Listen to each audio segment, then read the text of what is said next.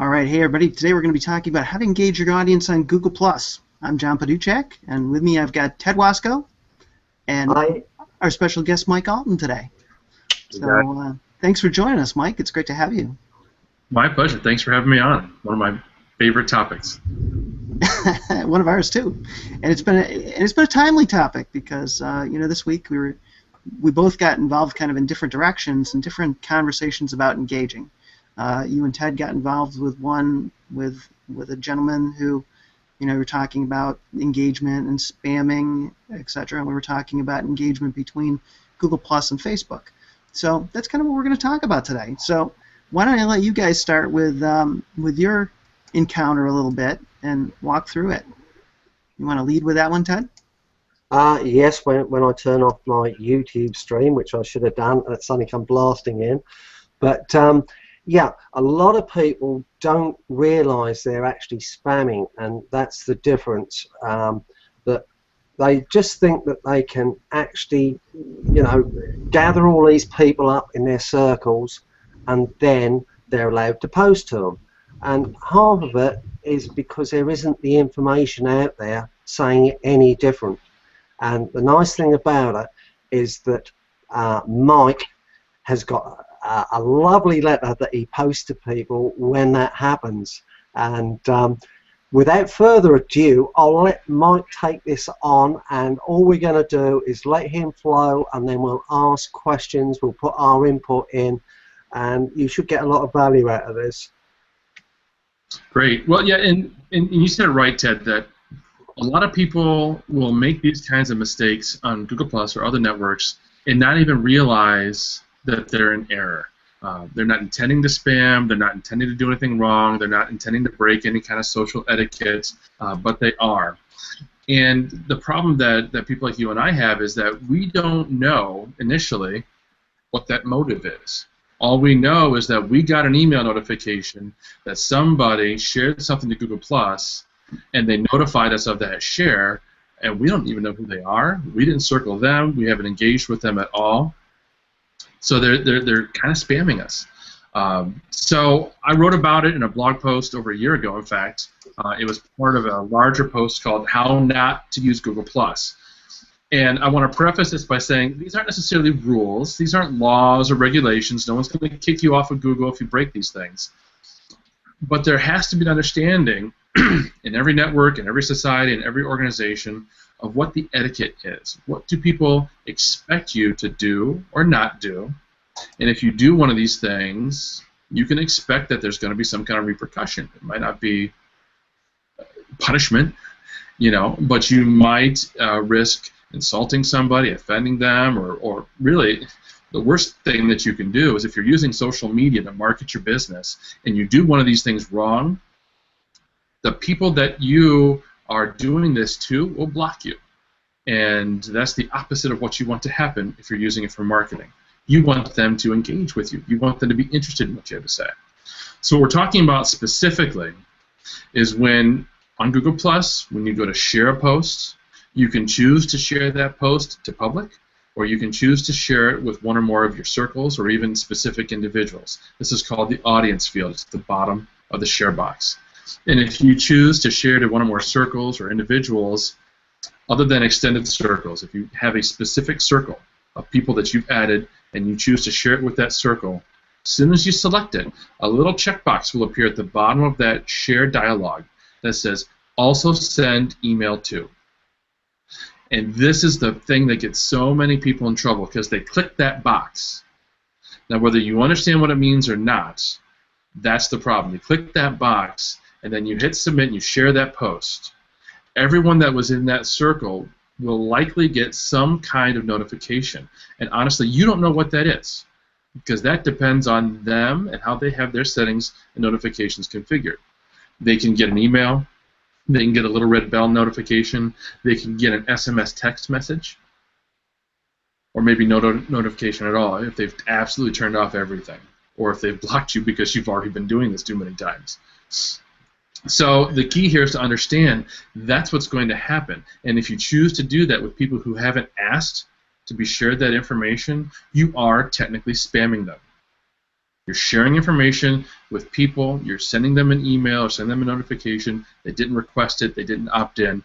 That's spam, and it's just no other way to call it. Maybe unintentional.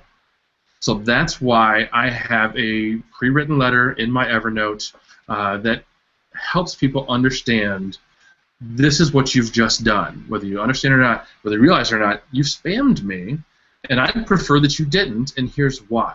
So I take like 5 paragraphs and kind of summarize exactly what I just said. I give them a link to that blog post. And I say some nice things like, hey, if this is an error on your part, don't worry about it. Everybody makes mistakes. There's a big learning curve at Google+, more so than any other social network. So it's fine if this was an accident. But if you're trying to do this to reach other people, to market and promote your business, that's where we have a problem. And you need to stop it because the result is I'm just going to block you, and now you can't reach me at all. Yeah, that sums everything up, because people they do not realise what they're doing, and as you said, the email part is because it's on there. When they share the post, they think, oh yeah, press email as well. I think really that should be taken off and somehow only there in certain circumstances. Whether they'll do that in the future or not, I don't know. But there says that that label should be changed to also annoy everyone in this circle. Yeah, you're absolutely right. That might make it a little more apparent. At least put a big "Do not push this button" kind of a warning there, so that because I'd love to see less user error, because that's what bothers me. I get people are going to spam and whatever, fine. I'll just block you and then we're all done. But what I hate to see is people who make a genuine mistake on Google Plus, and they get burned for it. Because I've been there. I made this mistake, but I've made the mistake of posting into too many communities at the same time. And I got flamed for that. I mean, it was, some people stomped on me pretty hard for making that mistake. I learned, but there could have been a nicer way to teach me that lesson. So that's why I try to be gentle around. And I pay attention too. This isn't like the first time you send a message to me, you're going to get this warning from me. It's if I see you doing it multiple times. And in fact, I say that. The first sentence of the first paragraph is something like, I noticed you have been sharing your post to public and other circles, and you've been checking this box, and here's why you shouldn't. Yeah, because that's the other mistake people make that you just brought up. They'll get the same post and actually post it in the different communities they're on, instead of actually changing that post so they're all different. And say when people join our communities and communities that I'm moderator on, it's the first thing I do is just click on their profile and have a look in their stream. Yes, they're actually a spammer, and I'll come back, ban them for life. That's as simple as that. Because I used to, honestly, I still do occasionally if it looks like they've done it, not on purpose, as you said. But a lot of times, the spammers just think they can get away with it. Yeah, and I think what a lot of people have done is they've come from LinkedIn. At least that was my experience. On LinkedIn, nobody seems to care if you share the same post to multiple groups. Now, each group has their own regulations and rules, and obviously they don't want you to just drop links. But as long as you provided some kind of introduction, you've asked a question, nobody seems to care if you ask the same question in multiple groups, as long as it's appropriate. So honestly, I still do that to this day. When I write a new blog post, I'm a member of 50 different groups on LinkedIn, and whichever groups that blog post is appropriate for, I'll share it into that group, and I'll ask a question, try and start some discussion in that specific group. Google Plus is a different animal, folks. You can't treat Google Plus like other social networks, and this is a perfect example. If you're going to be a member of a community, you are a member of the community. Okay? You are not a drive-by shooter who can just jump in, drop your link, and leave. You have to be part of the community, which means being engaged, and this is what this whole topic is about, being engaged. And generally speaking, on Google+, being engaged means, first and foremost, you helping other people and you talking to other people on their posts. It doesn't start with you or me. You know, my engagement level, my activity in Google Plus doesn't start with the posts that I share. That's a part of what I do now. But I'm active all over the place. I'm commenting on other people's posts. I'm sharing other people's posts. I've got very specific communities that I'm super active on, to the point where I'm notified every time there's a new post, so that I can see what's going on and I have an opportunity to jump into a conversation. But like you said, you have now earned that right to be able to do that, because you know, the best thing to do if you ever join a community is just sit there for a little while, see what's going on, and then try to be helpful. It doesn't matter if it's a small little snippet and everything, and then start progressing from there. But if, you know, same as when you're invited to Hangouts and what have you, a lot of people won't answer them. But the ideal thing, if you haven't made up your mind what you're doing, is to put maybe if you're actually interested in that. Right, right. Again, you know, I understand the mindset here. You're in business, you're blogging, you want to reach more people, and I couldn't empathize with you more. I've been there, I am there. You know, to this day, I'm blogging on a daily basis, and I want to reach as many people as I can. Google Plus and other social networks are not marketing mediums, and if you treat them like a marketing platform, that's where you're going to fail. Google Plus and other social networks are social networks. They're there for you to network with other people in a social environment, get to know them, create relationships with them on a one-to-one basis. That's when you can start to grow your audience, grow your tribe, meet new people, people who will share and be interested in your material. So honestly, to this day, I rarely share my own material into communities. Let other people do that. Yeah, once you post it, they'll take that and share it for you. On there. Okay, I mean, so we know the answer to this, but I'll put it out so that you can answer it to people. How do people get people wanting to know about what they are sharing? So there's a couple different things. We've kind of touched on some big ideas: creating relationships with people, being involved in niche communities that are, you know, germane to your topic, so that you can meet other people and exchange ideas, and then they're going to start to follow you, and then they'll see your posts when you post them. But what Ted's asking about is a very specific technique. I think that's what you're asking about, Ted. Is this the right way to use that also send an email button? Okay. This is a technique that I didn't make up. Other people have been using it, but I've been using it for, wow, at least 6 months now, and it is hugely successful. Such a big part of my content marketing plan, and I call it a blog notification circle. Okay. So the first thing you do is you create a brand new circle inside Google Plus with nobody in it. Do not start putting people in this circle. Okay.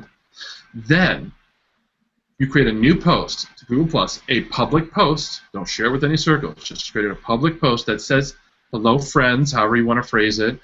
If you'd like to be notified of my future blog posts, let me know here, and I'll add you to my blog notification circle. And one of the keys here is that you have to have a history of sharing good, informational, helpful content. Okay, if this is day one on Google Plus for you, don't even try this, because you don't have the audience, you haven't built up the respect or the history with them.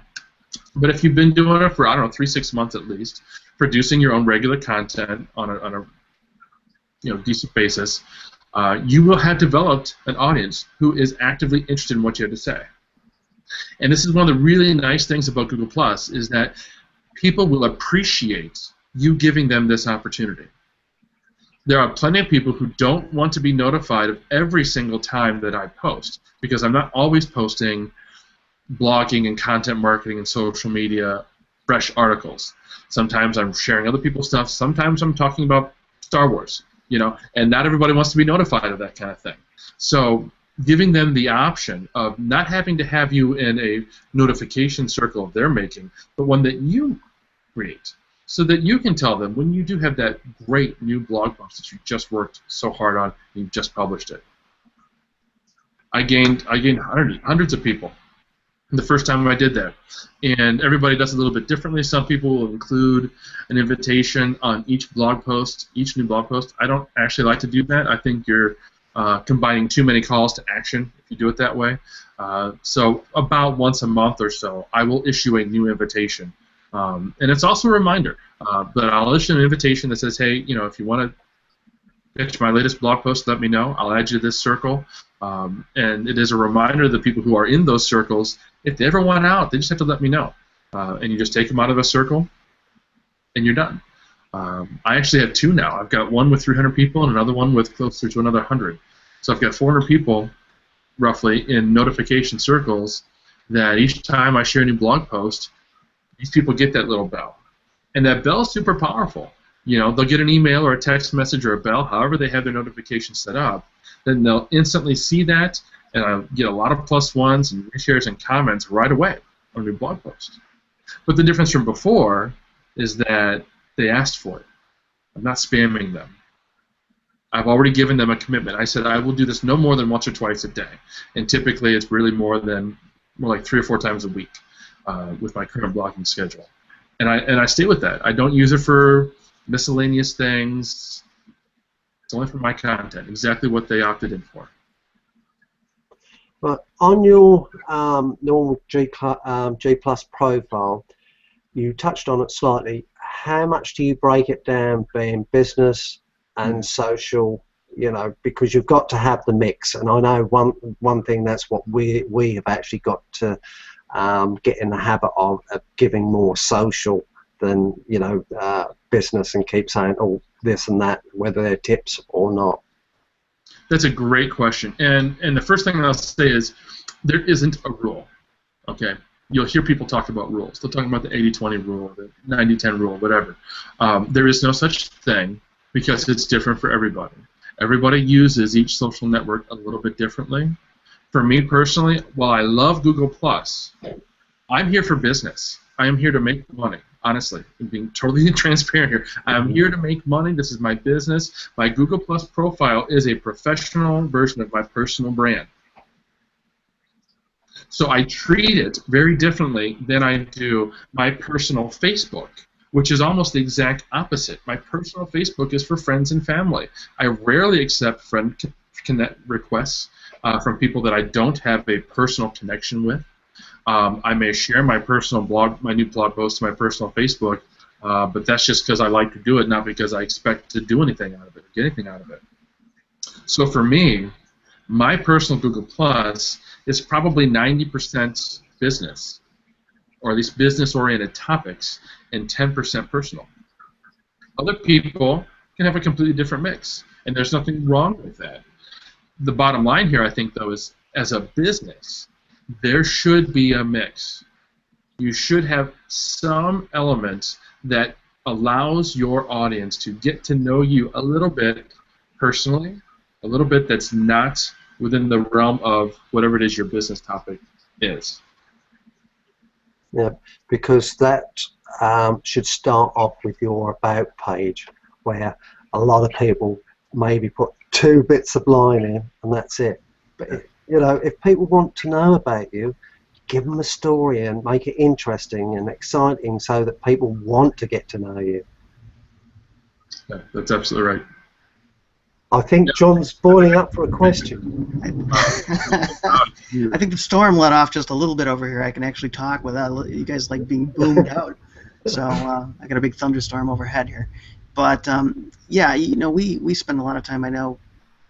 Predominantly, I think our use of Google Plus is far more business-oriented as well, and then Facebook much more personally oriented.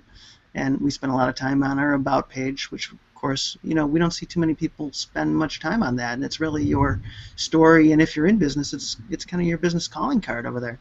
And I can see, you're using it pretty much the same way as well. Yeah, in fact, Stefano Mannion is one of the people that really impacted me heavily with my story and the hover card and all these different things early last year. He was one of the individuals that I connected with early in 2013 that I often attribute to really helping me open my eyes as to what Google Plus could be. Because I wasn't quote-unquote early adopter, which just means, okay, I get joined within the first 5 days. But for the first 6 months that I was here, I just spammed Google Plus with links. I didn't do it right.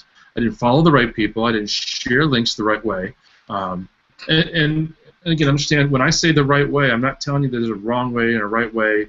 There's a rule you have to follow. But if you want to leverage this platform to promote your business and connect with people and really engage with people, there's definitely things you shouldn't be doing. And there's definitely ways that you really should be doing things. You know, dropping links as an update without any kind of commentary or introduction, without mentioning people if appropriate, without using hashtags, without using any of the Google Plus formatting. That's a waste, you know, and you're not going to get anywhere. And it's no wonder people who've been doing that for months complain that they don't see any engagement on Google Plus. Well, of course you don't see any engagement. You know, there's a popular online source of news that's really big on Facebook and Twitter, and they honestly complain publicly that they get nothing out of Google Plus. It's one of their worst sources of referral traffic. And yet, if you look at their Google Plus stream, all they're doing is spamming links to their most recent articles. They don't bother to introduce them at all. They don't bother to ask a question. They can't be bothered to take 10 seconds to write one sentence to tell me why I should be interested in whatever article it is they're sharing at that point. And a testament to their popularity is that they still have hundreds of thousands of Google Plus followers, and people are still +1ing their posts and resharing their posts. But they're not getting any comments. They're not getting any engagement. So that's really the next big tip, is when you are doing whatever it is that you're doing with Google Plus, try to have actual, meaningful conversations with people. That's what this platform is built on. Sharing an update is great, but if you want engagement for your business, ask questions. Be helpful. And I was going to say, and there leads into the segue of how I connected with Mike Allton. Because we both connected on a post that Joel Comm made recently talking about how, you know, Facebook and Google Plus, I'm not getting as much interaction on Google Plus as I am on Facebook. And Mike Allton and I said, that can't be humanly possible, didn't we? Yeah. And really, you know, it's the same thing. We found out that social media guy, Joel Comm, just wasn't really sharing correctly on Google Plus, and so he wasn't getting the same kind of interaction. Plus, EdgeRank was kind of holding him back a little bit. He wasn't getting the number of people seeing his posts on Facebook either. So therein lays the next interesting conversation that we ran into, and that was like the interaction really between Google Plus and Facebook and engagement there. Engagement is different, but I would say it's at least equal on both platforms. Wouldn't you agree? Oh, absolutely. And I don't know if you caught it or not, but yeah, Joel had just, you know, made a comment on Facebook that in his opinion Google Plus was officially dead. And I have a tremendous amount of respect for Joel. I've read a lot of the stuff that he's written. I haven't read his books, but I've read his blog posts, and in fact, I loved a few months ago he shared his story about how he went and became a Barnes & Noble employee for a few weeks, just to see what would happen, and he wrote about that. It was brilliant. So he shared this post. I was like, what? Someone I have this much respect for has no respect for Google Plus. Okay, I've got a problem with that. So, you know, so I made my normal comment that, well, that's not my experience, kind of a deal, and it became a rather intense discussion debate. Joel was really just on the peripherals. It was like me versus Robert Scoble, and some other people jumped in. That quite frankly, I was a little, I don't know, but it's a big debate. And as a result of that, Joel then created 2 identical posts, one on Facebook, one on Google Plus, to really try to measure the engagement. And these aren't scientific by any stretch, you know, but that's the way he did it, and clearly he got a lot more discussion and interest overall on Google Plus, and he wrote a follow-up blog post that talked about that.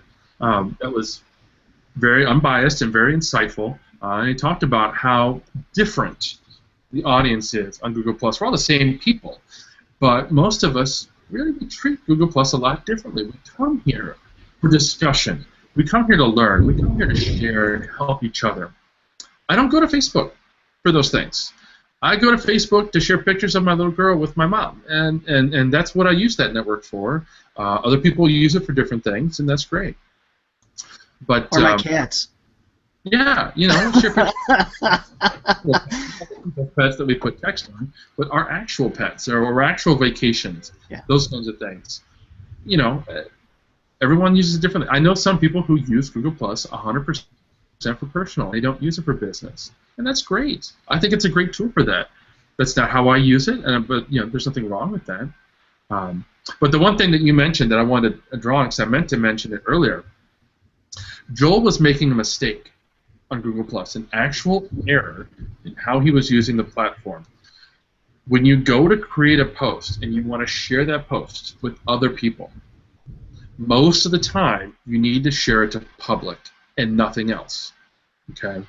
When you go to share that audience, you've got options. You've got public, and then you've got extended circles, or your circles, specific circles you've created, or specific people, or even communities. Okay?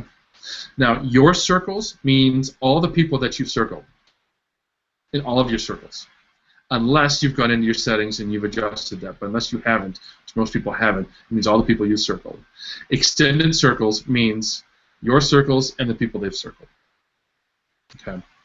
So and those are there so that you have the flexibility to limit your audience. So that way, if you're sharing content that only a certain segment of people might be interested in, you can select just that circle or just a couple circles. But understand that the wider your net you get, that's the permissions that you're giving. So if you share to public, it doesn't matter what circles you select. Your post is public. But if you only share to your circles, that means that only those people could potentially see your posts. And even then, they have to have circled you back, which may or may not be the case. And that was the problem with Joel. He was sharing his posts to specific circles and dramatically limiting how many people could actually see it.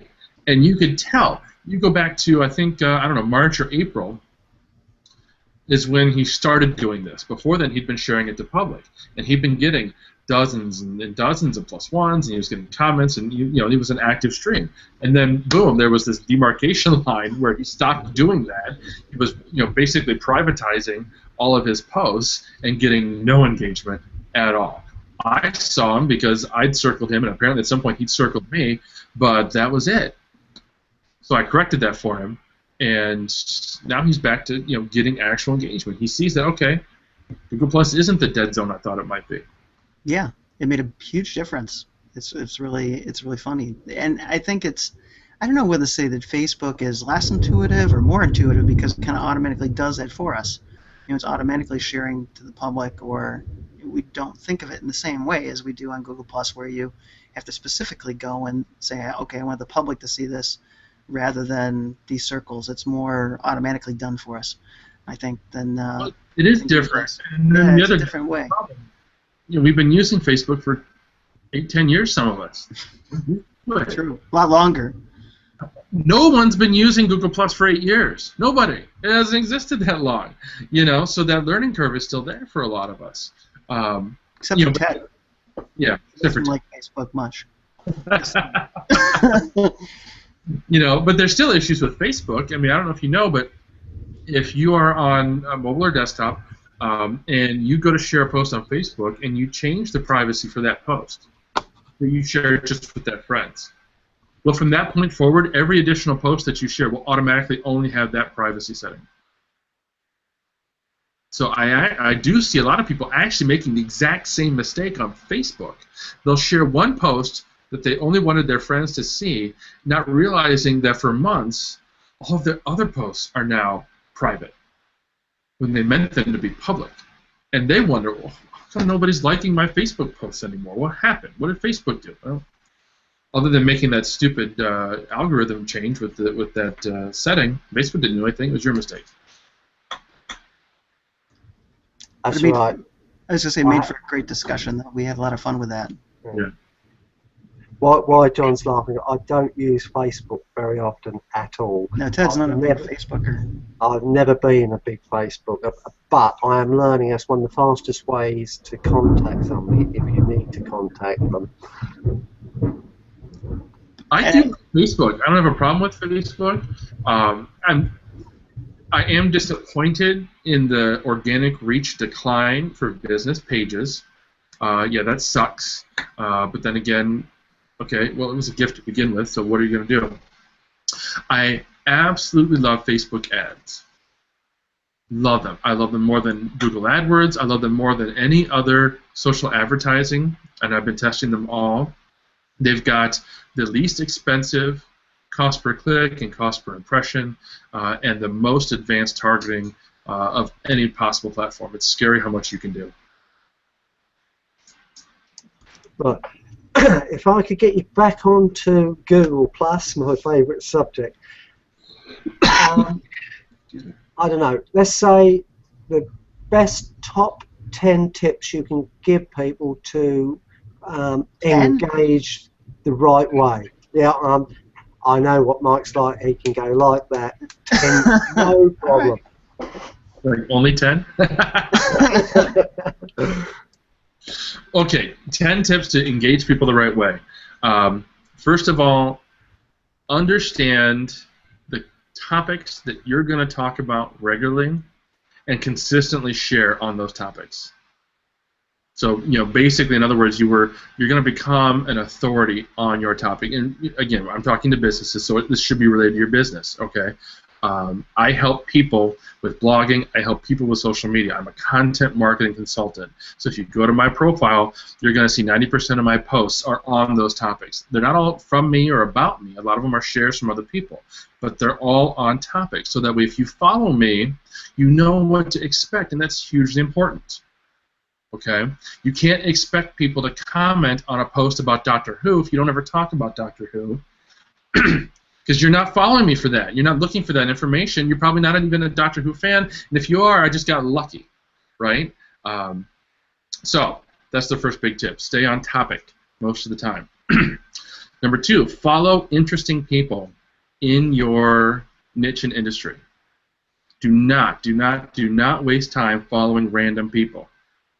Do not worry about follower accounts. Do not follow people in order to boost up your follower account. And I'm telling you from experience, I did the same thing. When I first started Google+, I followed probably 2,500 people that I'd never heard of, didn't know, and couldn't care less about, in the hopes that a fraction of them would follow me back and it would boost my follower account.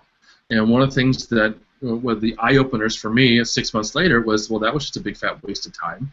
I'm not following anybody interesting. They're not interested in me, so I'm getting no interest or engagement on my posts. If you follow people that you're genuinely interested in, when you see their posts in your stream, you will be interested in what they had to say, and you will engage with them, and they will naturally reciprocate. They will follow you back or circle you back. They will recommend you to their friends. They will share your posts to their friends. And you'll watch your engagement levels go through the roof. So that's tip number 2. Tip number 3, make sure that, like we said before, you're formatting your Google Plus posts. And you don't have to use bold. You don't have to use a title. You don't have to use italics. You don't have to use hashtags. But if you can, these things will help you tremendously. If you treat the introduction to your link share as its own little blog post and really make an effort to start some discussion will happen. If you only put 2 seconds into it and don't give it a second thought and just throw up some, what do you think of this kind of a question, don't be surprised when nobody bothers to comment. Personally, I like to use most of the time a bolded sentence for 2 reasons. Number 1, it helps clarify to people in the stream, okay, this is what Mike's talking about. And there's lots of different interesting creative ways you can do that. But also understand that when people see a notification in their notification window about your post, maybe you ping them, or maybe somebody else mentioned them, or whatever, for whatever reason, if it shows up in their post, that bolded sentence is the first thing that shows up. So it helps people understand and remember that's what that post is about.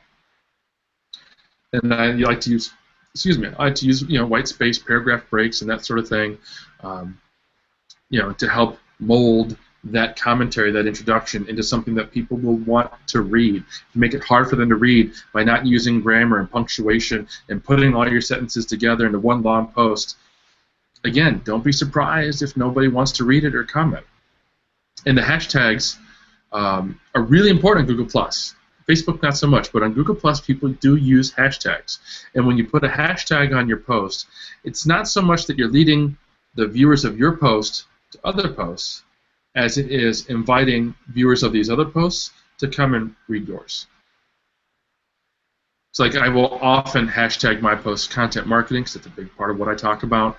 So if somebody is on another post in Google Plus somewhere that's talking about content marketing and it's been tagged that either deliberately by them or Google Plus did it for them and put it in the upper right-hand corner, they can click that and they can get to mine. Or it might be one of the trending topics. If you're talking about, World Cup last week, your post could have been on trending and you would have found a whole new audience of people that way. Tip number, I don't know, what are we at, 4 or 5? Once you get going, do that blog notification circle. Okay, make sure that you wait until you've established an audience and you've established a voice for yourself. This is how I'm going to talk. This is how I'm going to teach people. This is the topics that I'm going to teach people on. Once you've done that, do that blog notification circle, because you will watch your engagement on your new, most important posts go through the roof. Next, when you're setting up your circles and you're circling those other people, have a set of circles that are created by volume. Okay?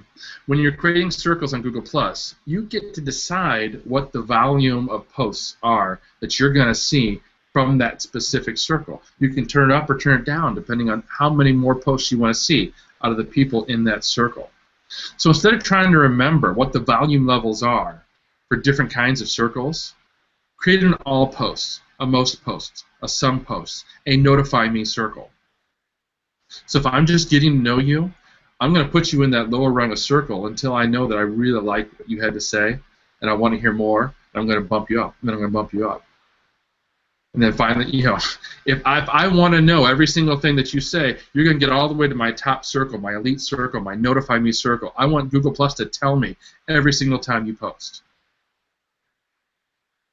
This helps your engagement because it helps you control your home stream, so that way when you go into Google Plus, you're not seeing random stuff. You've told Google Plus who you want to hear from. This is so much different than Facebook trying to tell you who they think you should hear from. I'm telling Google Plus, these are the people I want to hear from.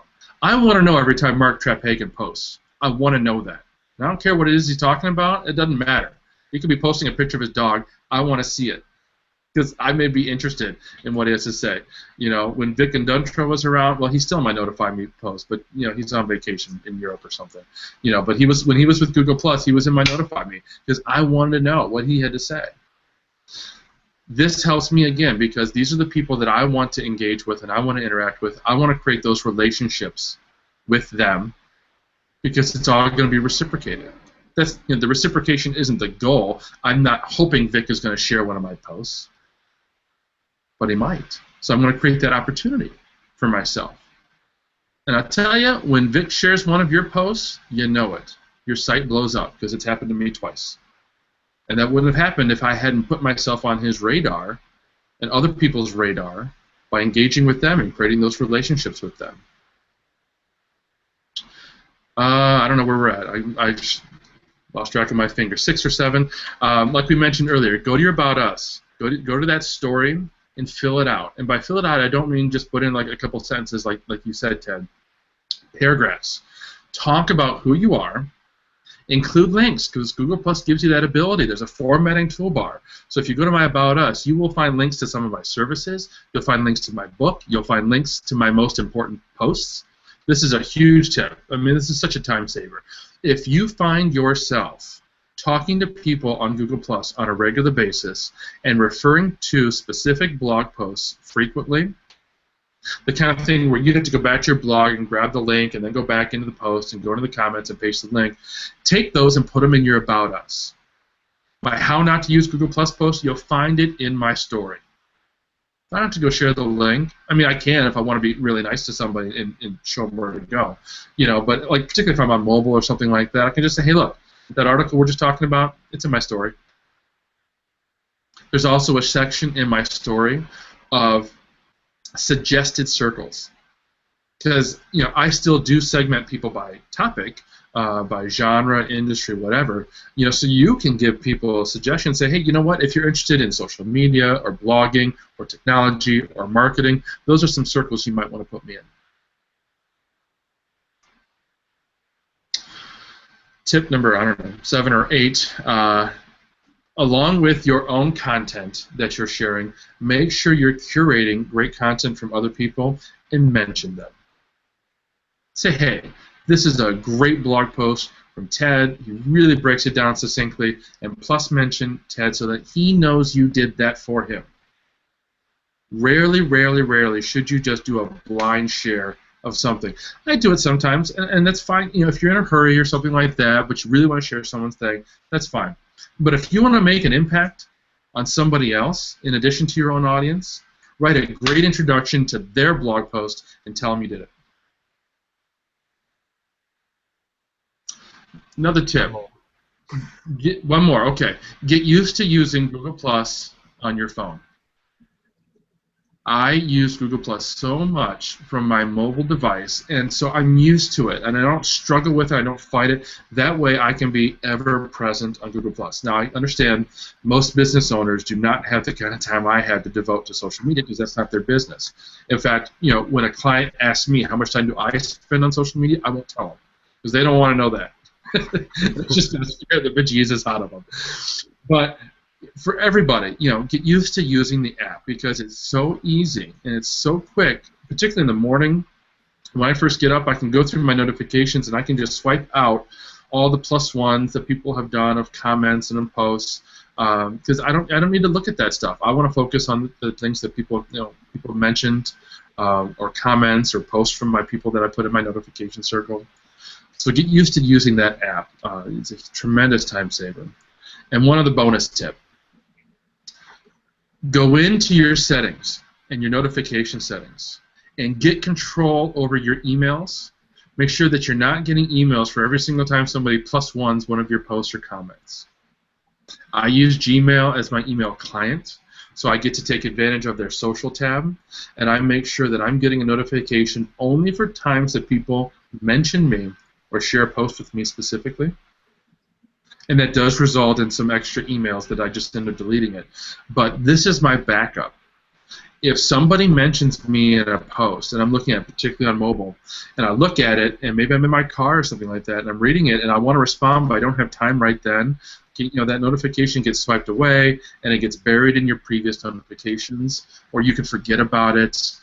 If you've got that email in your social tab or whatever email client you're using, it's so easy to go back in there, particularly if you're using Gmail, since you can respond to that post right from within Gmail. You have to go back to Google+. That easy. Okay, off my soapbox.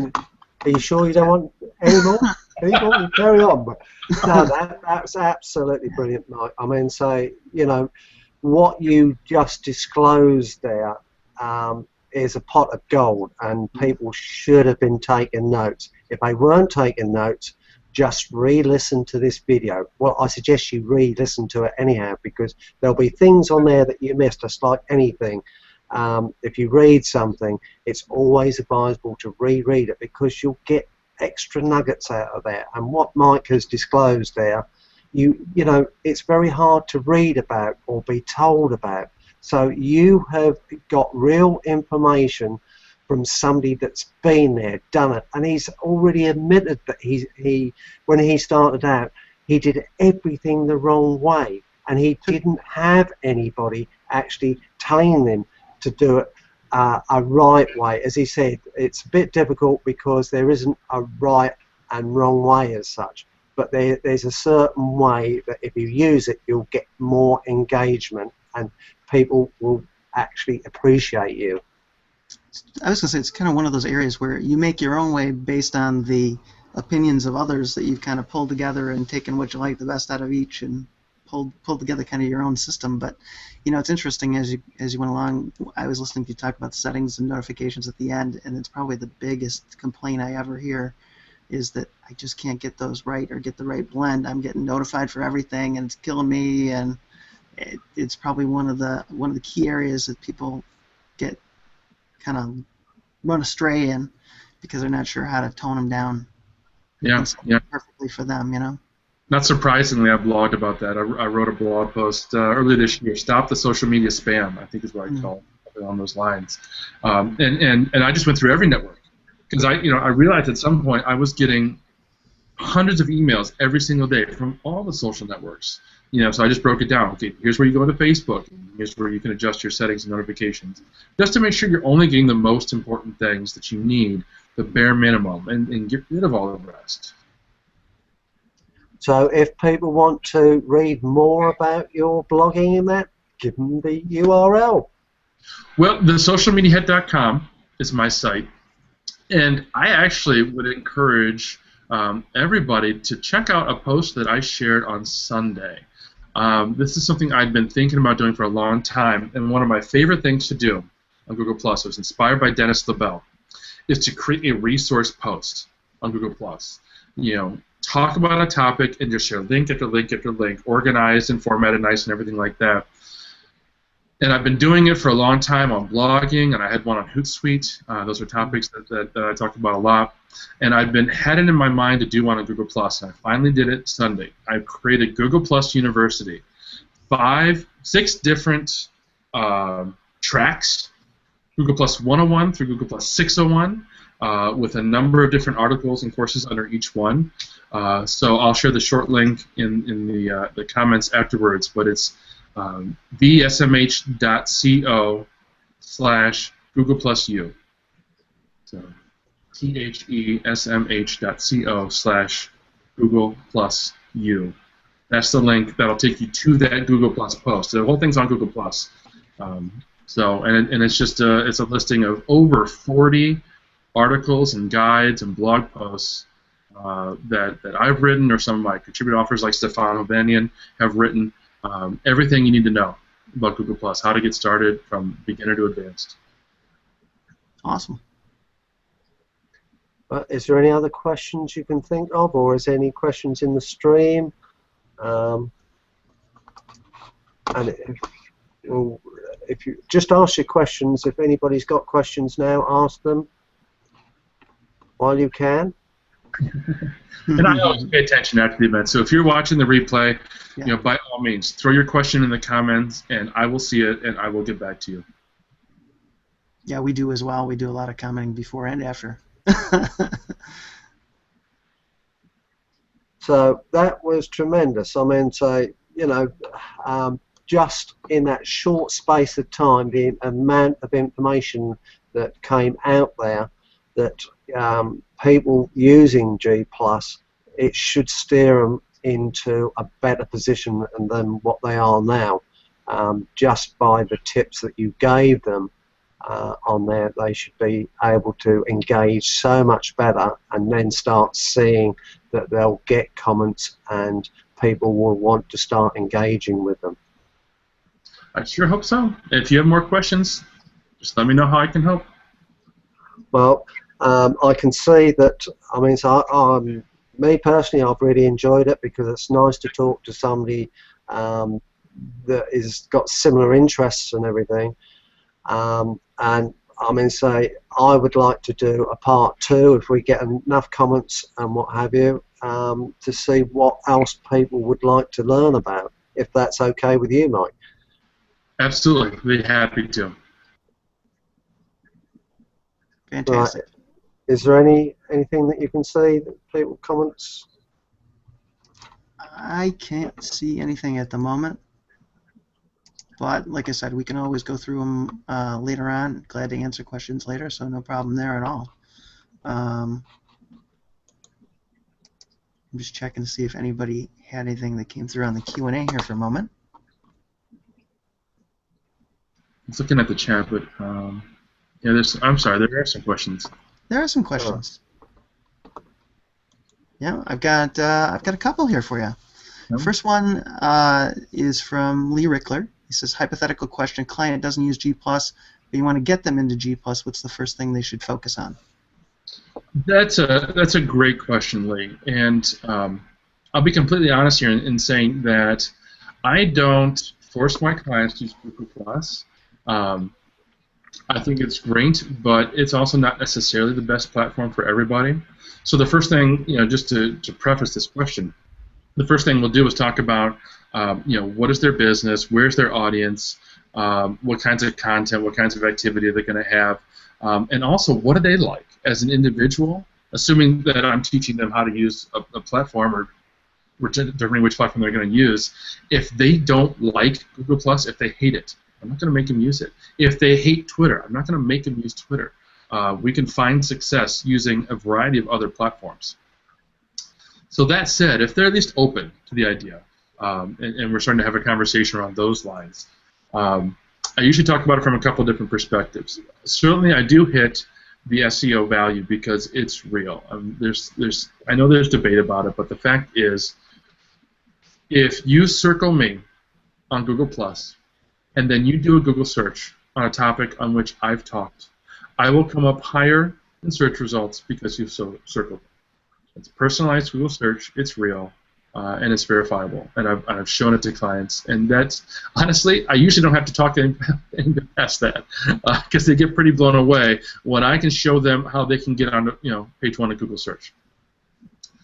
But beyond that, there's author, Google authorship and that sort of thing. Where we go from there, we start talking about things like creating personal connections with prospects, with existing clients, with influencers, with vendors, educators in their industry, those kinds of things, because there's benefits, intrinsic benefits to all of those. Obviously, we want to connect to prospects and potential clients on social, but if I can follow the influencers in my niche, then we get to go back to what I was talking about before. I get to see fantastic content every single morning when I first get up and I check out what's going on. And these might be things that teach me something, so it's really, truly beneficial to me personally or my business. There might be breaking news kinds of things or developments in my industry. And it's also content that I could probably share to my audience. So it makes my social media activity 10 times easier to have been following the right people who are sharing information that I can then just turn around and reshare. Okay. Next question is also from Lee, and Lee asks, is there a problem with posting to your business page, then +1 sharing it with your personal profile? Not at all. There's definitely no problem with that. Now, I would say that with most clients, we end up having a conversation about that, and we talk about should you do it, how often should you do it the other way around sometimes. Because personally, like I said, I'm using Google Plus for business. I do have a business page on Google Plus for the social media hat. So I'll cross-promote the two. Sometimes I'll take a post from the social media hat and share it to my personal profile, and vice versa. Rarely do I share the same content to both. I don't want to duplicate. If it's my own brand new blog post, absolutely, it goes to both channels. But the curated stuff, the stuff that I'm sharing with other people, that's different from channel to channel. And for me, it's just whatever I feel like, frankly. But for most businesses, we'd have a plan. We would say, okay, these are the kinds of posts you're going to share to personal. These are the kinds of posts you're going to share to public or to your brand page. And if you share something really, really awesome to your brand page every once in a while, share that to your personal profile. That might be a typical setup. Yeah, I was going to say, we do it kind of frequently, too, because we have the Hangouts Made Easy page, and we share between the two because we've got different YouTube channels. So we do that quite a bit ourselves. Anita wanted to know if we can type that URL again to G Plus University. I will make sure we get that into the event page right after we're done here. Yeah, I'll type it right now. Okay.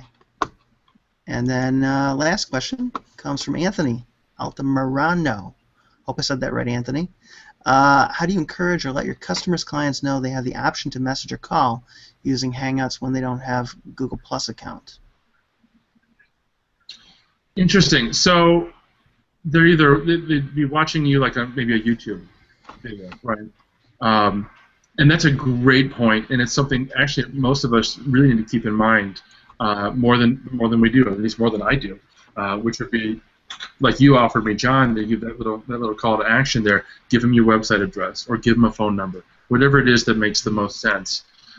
If you're doing almost a webinar style hangout for your business, have a very specific call to action that you put in the description, you add it in the comments, and you say it verbally 2, maybe 3 times during the hangout. Usually you would do those as like, well, what do they call them? At the beginning, the middle, the end, there's a word for that, bumpers. Yeah, I'm not in the video production business. Yeah, intro and outro bumpers. Yeah, intro and outro bumpers. So you have that call to action. Go to thesocialmediahat.com/Hootsuite or whatever it is, you know, and tell them that verbally until the technology catches up with the requirements. And I say that because things like shoppable Hangouts are coming, where I can be talking about a product and have actual clickable buttons somewhere here on the screen to take you to a landing page on Best Buy to buy the latest iPad or whatever it is we're talking about. So to answer your question, yeah, right now it's a very manual thing. You have to say out loud, provide it, you know, hold up a piece of paper that says "Call me here," whatever it is you want to do. For people who aren't logged in and they aren't watching the comments, just looking on the phone. There is an actual platform, Webinar Jam, that you can actually do that, and you can actually take people directly over to a link that you want them to go to. So, webinars. We know about it well because we have the largest Google Plus community on it. So that's another option for that. And you know, one thing that I've added, I don't know if you've done this at all yet, Mike, but you know, they've got the code now where you can add a Hangout code to the top of your website so people can hang out with you, kind of to encourage them in that direction. If they don't have a Google Plus account, it's a great way to maybe get in touch. That's absolutely right, John. You know? It's kind of the other direction. You know, if they're on your website, how do they get into a Hangout with you? Yeah, you can put that button on your website. I haven't done it because I don't want to make myself available random times. You know, I like having that scheduled. You know, I'll hang out with just about anybody, but we need to have it coordinated first. But yeah. You proved that tonight, that you'll hang out with anybody. No. But one great thing I'll recap on. Now, Mike has given you a load of tips here about resharing. Now, I'll give you one, and that is that you should take what you've seen in here, this video, and reshare that.